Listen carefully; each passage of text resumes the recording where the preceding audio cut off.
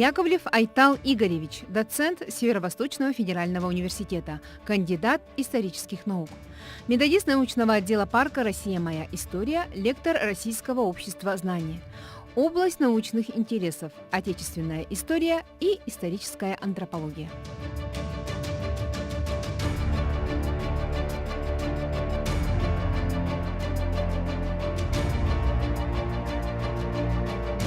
Добрый день, уважаемые слушатели! У нас сегодня будет лекция на тему «Культурный ландшафт Якутии». Тема культурного ландшафта является очень актуальной на современном этапе развития науки. Когда я говорю слово «наука», это означает не только гуманитарные науки, но и технические, естественные. И понятие культурного ландшафта, оно объединяет практически всех ученых, которые сейчас как-то выигрывают большие гранты, исследуют, как развивается и что такое есть культурный ландшафт в 21 веке и вообще по времени.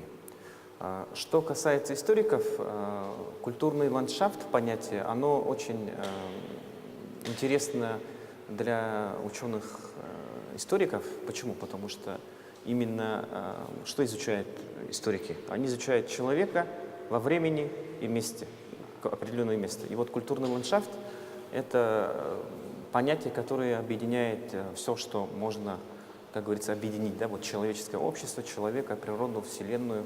И не только в физическом плане, да, но и, скажем так, метафизика, да? То есть то, что внутри, как ощущает человек место.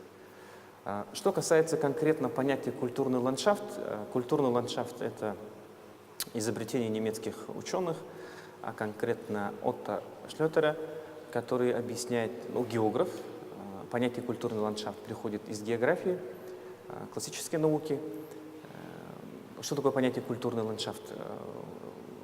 Слово ландшафт – это немецкого происхождения, да? Ландшафт, ланд – это земля, шафт – это местность или определенная часть местности какой-то.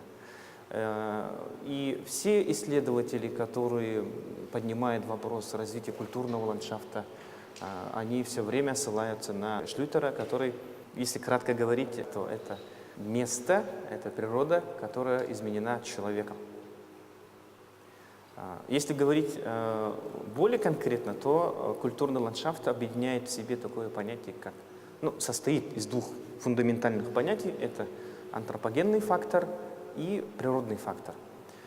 Если вы посмотрите нашу аудиторию, да, очень сейчас идет красивая выставка в парке, да, можно посмотреть вот именно природные элементы, да, вот то, что окружает нас в Якутии. Культурный ландшафт определяет в какой-то мере менталитет народа. Что такое антропогенный фактор? Этим вопросом занимаются философы, историки, сами антропологи. В данной лекции мы будем использовать понятие «человек» с точки зрения определения как субъект культурной деятельности. Субъект культурной деятельности. То есть человек, который что делает? Формирует и производит культуру. Если говорить, мы не будем углубляться в понятие культура, потому что для этого нужна еще одна тема, большая лекция, очень много времени, да, чтобы определить, что такое культура. Но культура – это, кратко говорим, это то, что результат деятельности человека. Это результат деятельности человека в материальном плане и нематериальном плане. Следовательно, когда мы говорим о понятии культурный ландшафт, я чуть раньше сказал о том, что это не только материальный мир, но и нематериальный мир, культурный ландшафт. То, как воспринимает человек место, где он проживает, например. Да? Если человек живет в городе, ему нравится город. Я люблю свой город. Потому что и он начинает перечислять то, что ему нравится. Или, например, в деревне. Он объясняет, почему я живу в деревне, например. Да? То есть в сегодняшней лекции мы будем рассматривать, что такое деревня, село и город. Конкретно у нас в Якутии. Дальше идем. Насчет Якутии. Что касается понятия Якутии, что такое Якутия? Сахасире. Кто ответит на этот вопрос? Якутия – это место, где мы с вами живем. Мы с вами якутяне, да, в данной аудитории конкретно. А Якутия – это есть определение территориальное, оно появляется в территориальном плане, да, и тут начинаются интересные моменты. Когда же появляется вот такой, скажем так, феномен, как Якутия, Саха-Сырья. Если берем материальные источники, то у нас самый знаменитый памятник археологический, который существует здесь в данный момент, и это Деринюрях. С этого момента мы говорим о том, что здесь присутствует человек. А почему человек? Потому что мы сегодня говорим о культурном ландшафте. И главный субъект, который формирует культурный ландшафт, это человек. Человек здесь появляется в эпоху Деринюрях. Ранее считалось, что это 2 миллиона лет назад где-то появляется здесь человек по теории Мачанова. А в данный момент отмечается о том, что Деринюрях приблизили к нам, да, вот максимально. 500-300 тысяч лет назад это уже фактически человек здесь был. Это в материальном плане. То есть мы с вами отмечаем о том, что историки опираются на 3 источника знаний. Первое – это материальные источники, письменные источники и устные источники. Теперь самый интересный момент. Устные источники.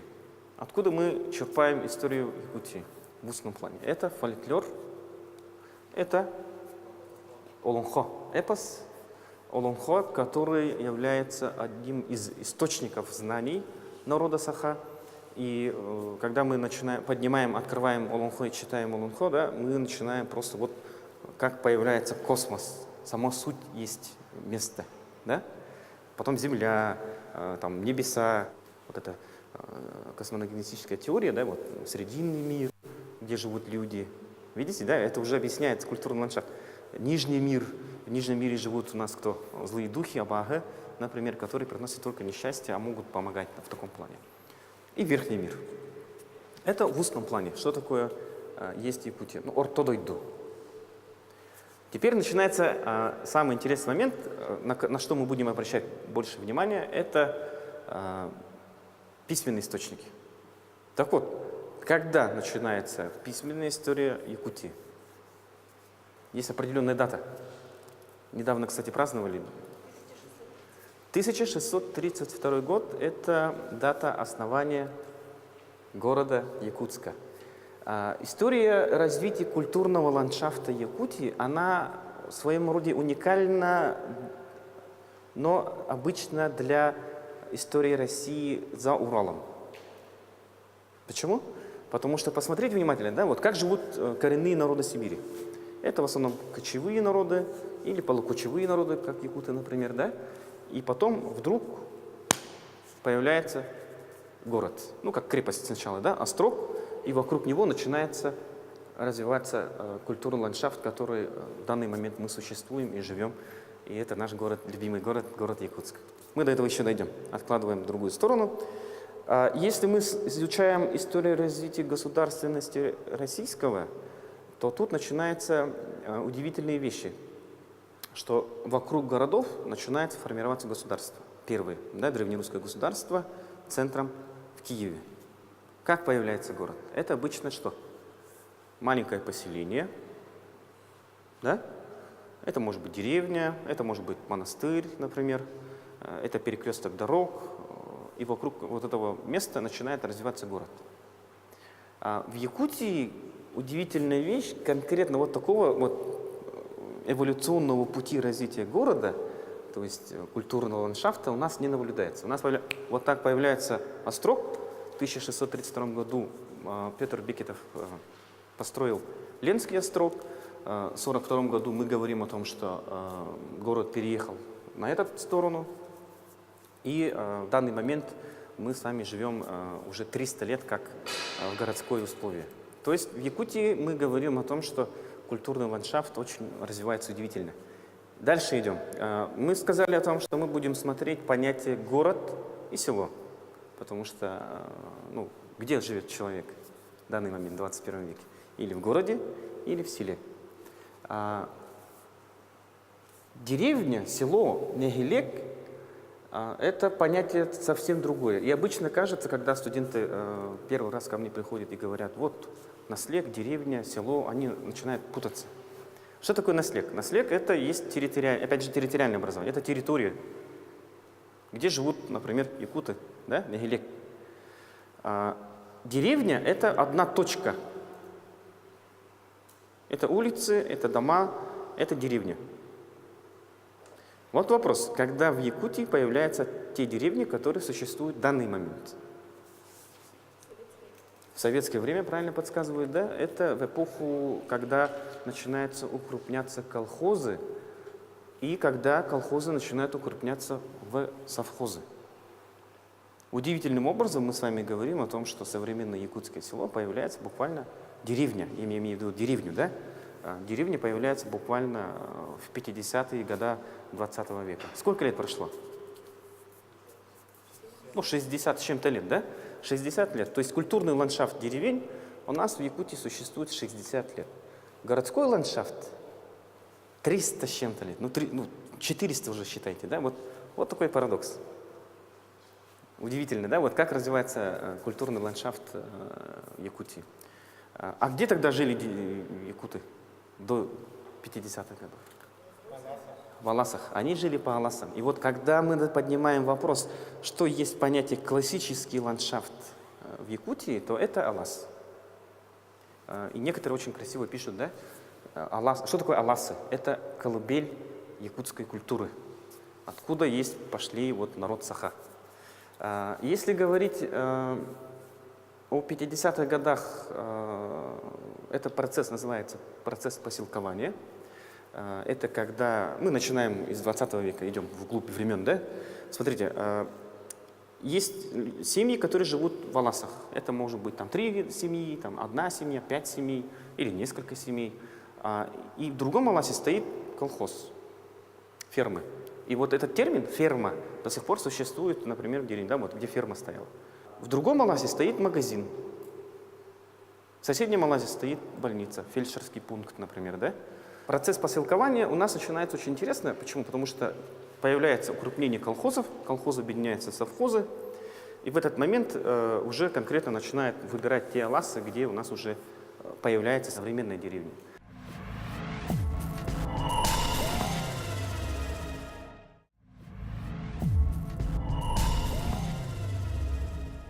Если говорить про аласы, возвращаясь к пункту аласы, да, то аласы – это термокарстовое образование. Как появляются аласы? Аласы проходят в процессе оттайки многолетней мерзлоты или вечной мерзлоты. Да? И что мы наблюдаем? Алас – это место, где человек занимается скотоводством и табунным коневодством. Что есть понятие якут? Саха. Это человек, который занимается скотоводством, разводит крупный рогатый скот и лошадей. Коневод. А потом уже олонхо, гэх, там язык, там дом и тому подобные вещи. Нет лошади, нет коровы, нет народа Саха. Сейчас, в данный момент, в 21 веке, почему история изучения культурного ландшафта является актуальной? Почему? Потому что мы сейчас наблюдаем очень такое понятие, как трансформация культурного ландшафта. Более 62% населения Якутии живут где? В городе. 62%. Остальные 38-37% они живут где? В селе, в деревне. 38%. Они там занимаются, некоторая часть занимается скотоводством, коневодством, оленеводством и традиционными видами промыслов. 38%. Что такое классический культурный ландшафт? Вот что себе представляете, когда вам говорят вот якутский алас, саха алага, саха ылын алага? Это, например, балаган, зимняя юрта, изгороди, хозяйственные постройки, титик, например, да? Серге обязательно. Что еще? Озеро, вокруг которого стоят вот эти все изгороди. Скирды, стога сена, коровы, лошади и маленькие голенькие маленькие мальчики, девочки, которые бегают, играют. И вот проходит у них такое детство на природе. Если мы говорим про скотоводов, то большинство якутов живут в междуречии рек Вилюй и Лена, и междуречии рек Амга, Алдан и Лена. Амга впадает в Алдан, мы говорим о междуречии рек Алдана и Вилюя. И там огромное количество аласов, урочищ, например, в Вилюйском регионе, да, где якуты, в принципе, до сих пор занимаются современным скотоводством. Как? Это уже отдельная тема. Опять же начинается такой опять вопрос, очень такой интересный. Когда появляются первые скотоводы на территории Якутии? Когда появляется народ Саха, да, вот это фундаментальный вопрос, да, вот первые скотоводы, и как они начинают изменять свой ландшафт. Есть теории о том, что как появляются аласы. Есть одна очень красивая теория, мне она нравится, почему? Потому что она как раз подпадает на нашу тему культурного ландшафта. Это то, что аласы появились в результате сельхозпалевых работ. Когда скотоводы приходят на данную территорию, тайга, да, плотный лес, есть вот эти мари, там, мар, да, болотистые местности, и скотоводы начинают косить сено и поджигать вот эти деревья. Таким образом у нас появляется алас. Очень красивая теория, мне она нравится, она объясняет вот именно как начинается освоение вот этого края. Именно где-то 13-14 века начинают проникать, допустим, первые скотоводы. И с этого момента мы говорим о том, что культурный ландшафт Якутии, вот зарождение классического культурного ландшафта якутов, то, что у нас в голове есть как изображение колыбели, да, культуры, они зарождаются именно, скажем так, 600 лет назад, допустим. И к 17 веку, когда приходят казаки, первые казаки, мы с вами говорим о том, что да, они уже тут наблюдают очень мощно развитое сельское хозяйство, именно скотоводчество как такового. Башарин, например, писал о том, что первые скотоводы-коневоды, которые начинают проникать на территорию Якутии, отмечают о том, что раньше вот эти народы, нет, не народы, а племена, племенные объединения, отдельные семьи, отдельные роды, они занимались прежде всего коневодством. Табунны. Почему? Потому что лошадь у нас зимой как? Зимой? На улице. Ну, никак считайте, да? То, что он ходит само по себе, начинает вот копать снег, тебенит и из-под снега добывает себе еду. Ну, такой простой способ адаптироваться к новой местности. А потом мы уже начинаем говорить о том, что когда начинается уже, внимание, адаптирование ландшафта под свои нужды скотоводческие, да, коров начинается больше, чем лошадей. Удивительная вещь, да? Вот Башарин отвечает. Почему? Потому что, например, да, есть такая цифра, то, что на одной местности, где пасется одна лошадь, например, могут пастись 10, да, вот 10 коров. Это уже выгода, считаете, да? То есть коровы могут там спокойно пастись. Это могут объяснить ваши родственники, которые живут, например, в селах. В данный момент, в 21 веке, мы с вами говорим о том, что да, поголовье лошадей начинает превалировать над поголовьем крупного рогатого скота. Почему? Опять объясняется тем, что человек меняет место своего жительства. Идет отток из деревни в город. И вот тут начинаются удивительные вещи, то, что, вот, например, ты можешь, например, оставить в деревне лошадей. Они себе там пасутся спокойно, ты к ним можешь приезжать там раз в полгода, год, например, через год посмотреть, там, как твой табун существует. Если мы разделяем этапы развития культурного ландшафта Якутии, то давайте возьмем вот 17 век, это появление города Якутска, например, и начиная уже с середины 17 века мы говорим о том, что появляются первые города, одни из древних городов на Дальнем Востоке, в Сибири, Восточной Сибири. Это Якутск, Вилюйск, Алекминск, Верхоянск, например. Да? Эти города, которые являются основой для пространственного развития российской государственности на Дальнем Востоке и в Сибири. Если мы говорим о втором этапе, то у нас второй этап начинается в 50-е годы 20 века. Это появление деревень в том понимании, которое мы сейчас наблюдаем. И вот именно периода поселкования начинает закладываться вот это понятие деревни. Город, он влияет на что? На деревню. Да, вот все вот прогрессивные моменты, которые появляются в культуре, допустим, они появляются сначала где? В городской среде, а потом начинают распространяться в окружающие, ландшафт, скажем, да, окружающую среду в деревню. Это одежда, украшения, это манера, досуг. Очень яркий пример – это одежда.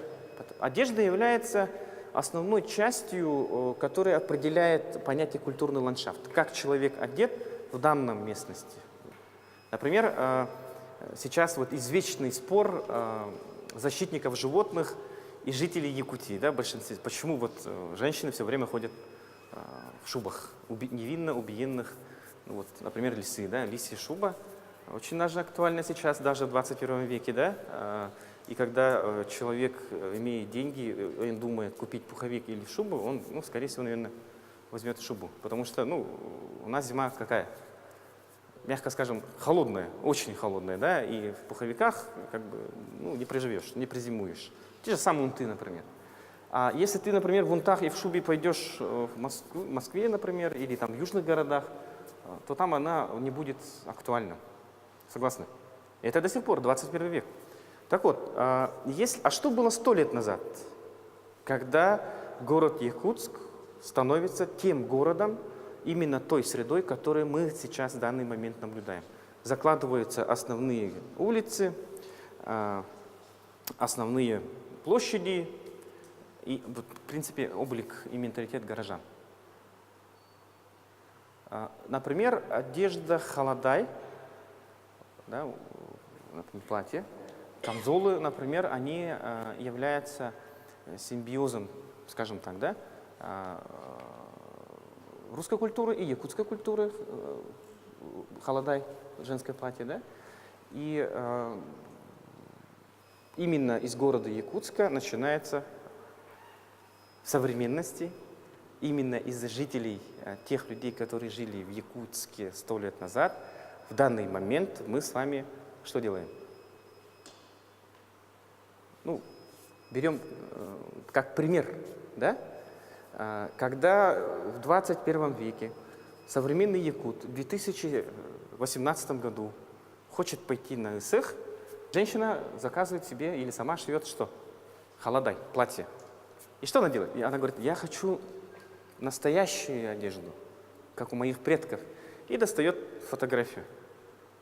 Фотография была сделана в городе Якутске 100 лет назад, в городской среде. Удивительная вещь, то, что мы отчасти наблюдаем жителей, ну, скажем так, наследников столетней давности якутов, да, и, в принципе, у них тоже самая одежда, ну, не сильно отличается от городских жителей. Это можно объяснить тем, что город является торговой точкой, город Якутск, он и так появляется как один, ну, пункт второй, да, это торговый центр. А пункт первый – это форпост освоения культуры, ну, Дальнего Востока. Так вот, торговля, Якутск начинает влиять на свою окружающую среду 100 лет назад через торговлю. То есть это купцы первой, второй, третьей гильдии.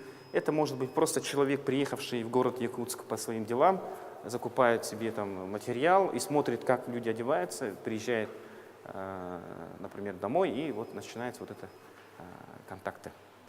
И удивительным образом мы наблюдаем о том, что, ну, это моя теория, субъективная теория, можете не согласиться, о том, что в данный момент в Якутии село, наоборот, влияет на город Якутск.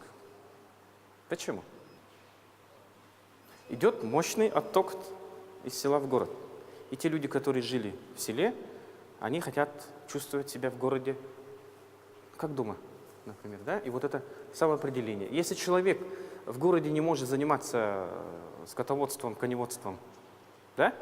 Он как позиционирует себя как народ, как, ну, как субъект культурной деятельности?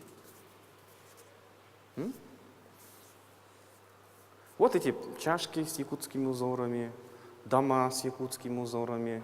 Та же самая вот эта ситуация, когда человек едет куда? На ИСЭХ, праздновать ИСЭХ, национальной одежды, например. Это одно из проявлений, как меняется культурный ландшафт. Почему? Потому что человек меняет культурный ландшафт, а не природа. Да? И в 21 веке мы с вами наблюдаем очень красивое явление, то, что актуализируется очень такой вот национальный колорит в культурном ландшафте. Согласитесь? И одновременно мы наблюдаем такую вещь в селах и деревнях Якутии, то, что там тоже вот это начинает проявляться. начинает заново строиться места проведения СХ, тюрьга. Начинается обновление.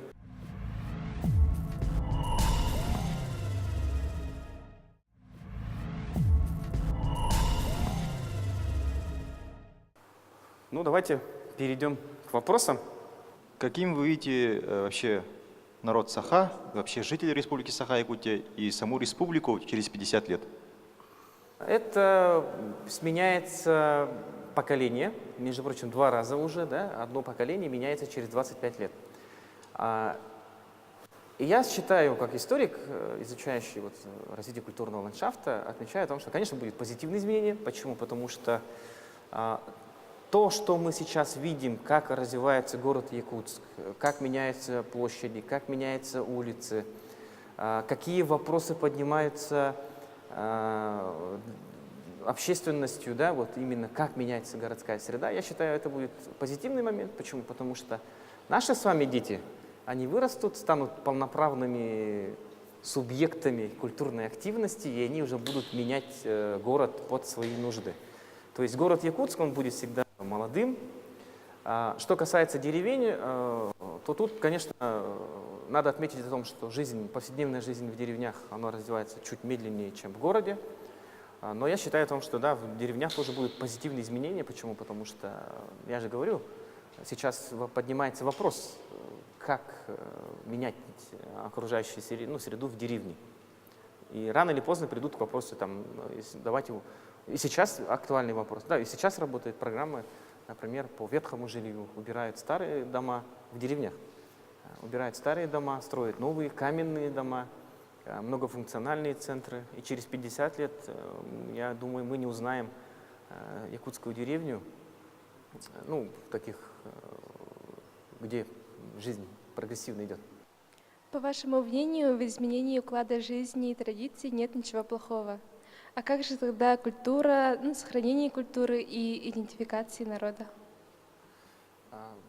Ну, скажу так, историк — это человек, который смотрит объективно на вещи. Да? Что такое объективно? Это означает смотреть и позитивные изменения, и негативные изменения, скажем так. Да?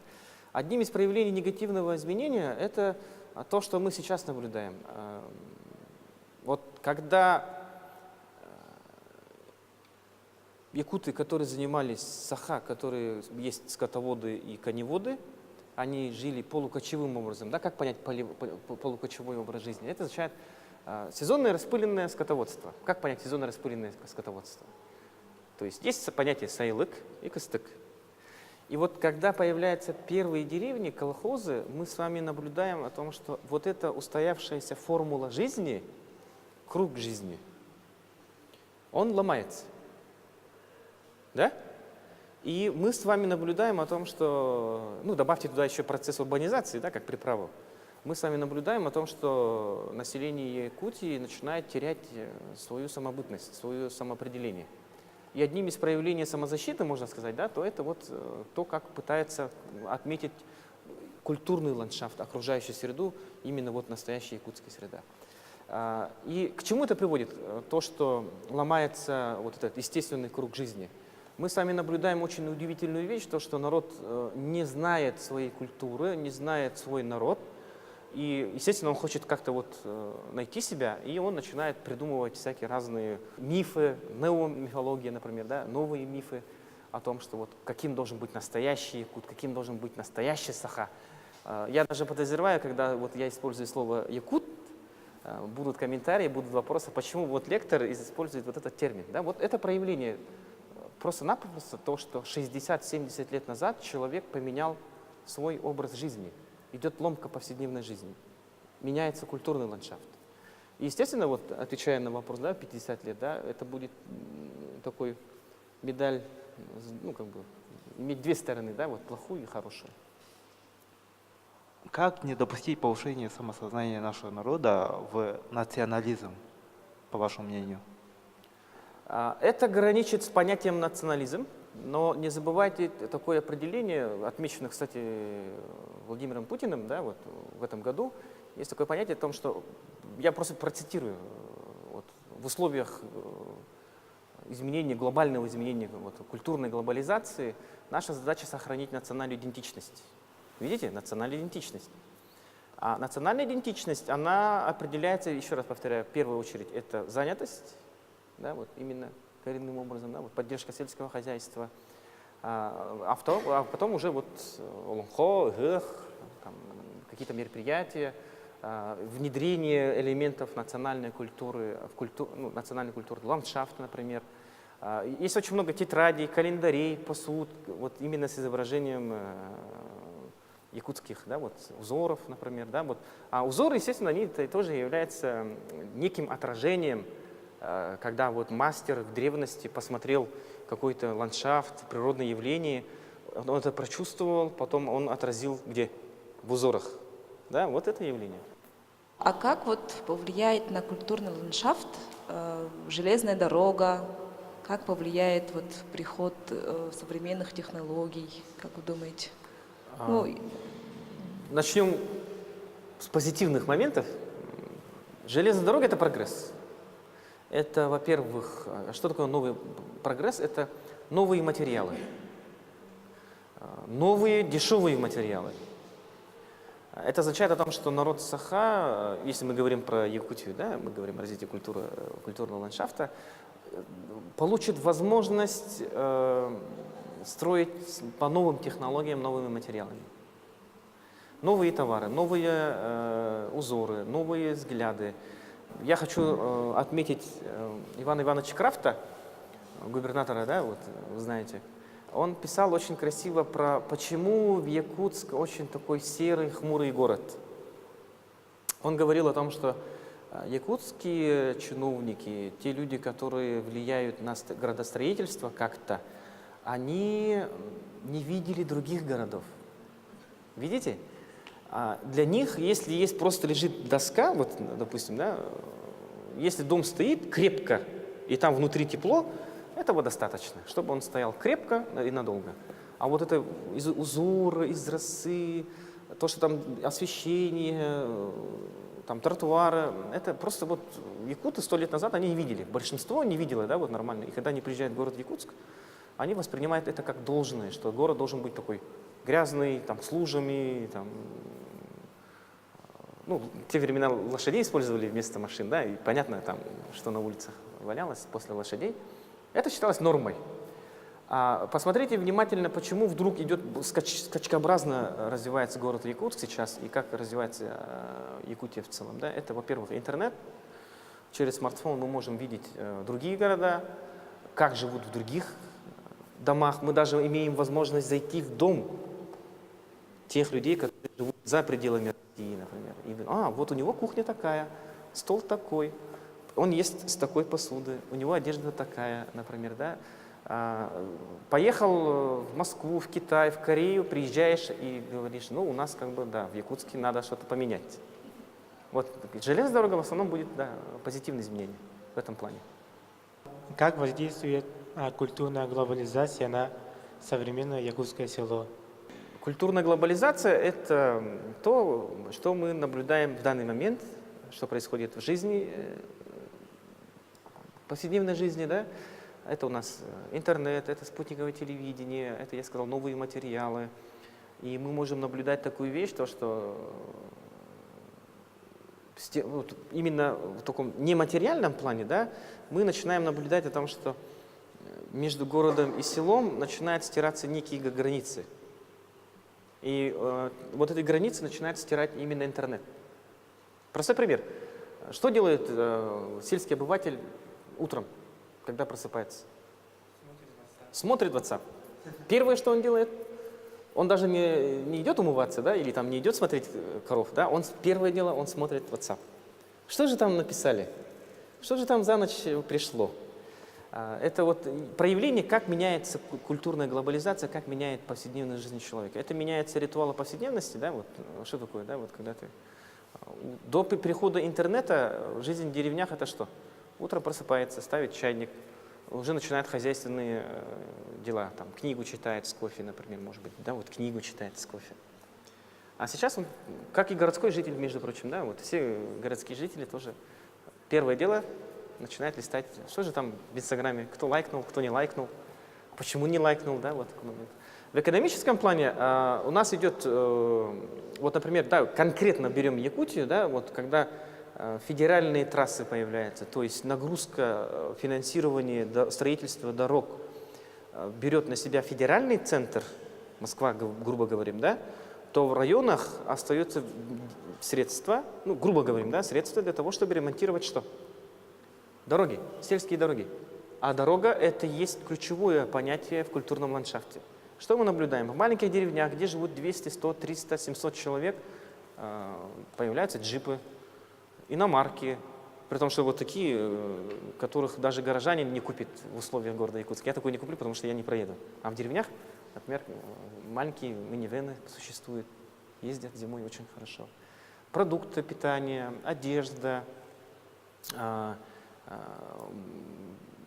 праздники меняются тоже, да, вот как меняется праздник. Это тоже является частью вот, культурной глобализации. А хорошо ли или плохо, это покажет время.